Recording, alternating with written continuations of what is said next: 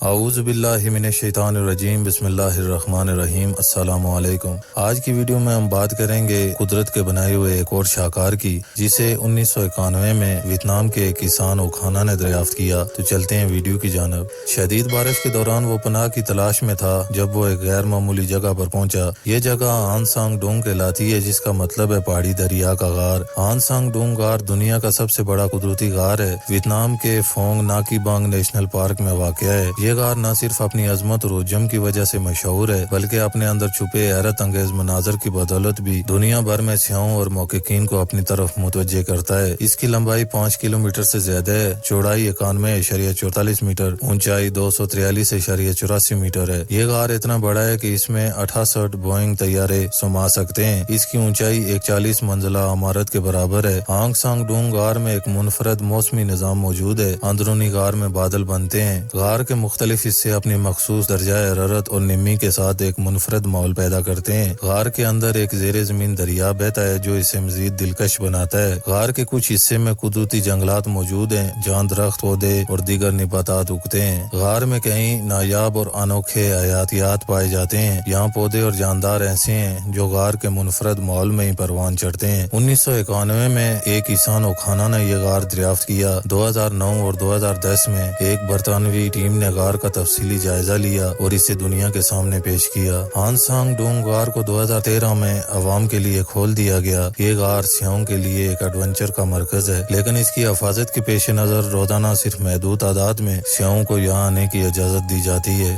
آن song Dong غار کو جنت عدن کا نام دیا گیا کیونکہ یہاں کے مناظر ایسے ہیں جیسے وہ کسی دوسرے سیارے سے ہوں۔ چمکتے ہوئے پانی کے چشمے اور غار کی دیواروں پر قدرتی روشنی کے انکاسات اسے ایک خیالی دنیا کا حصہ بناتے ہیں۔ آنگ سانگ ڈونگ غار نہ صرف ایک قدرتی عجوبہ ہے بلکہ یہ انسان کے لیے زمین کی پوشیدہ خوبصورتی کو سمجھنے کا ایک اہم ذریعہ بھی ہے۔ یہ غار جیولوجی، ماحولیاتی سائنس اور سیاحت کے میدان میں اہم تحقیقی مرکز کی حیثیت رکھتا ہے۔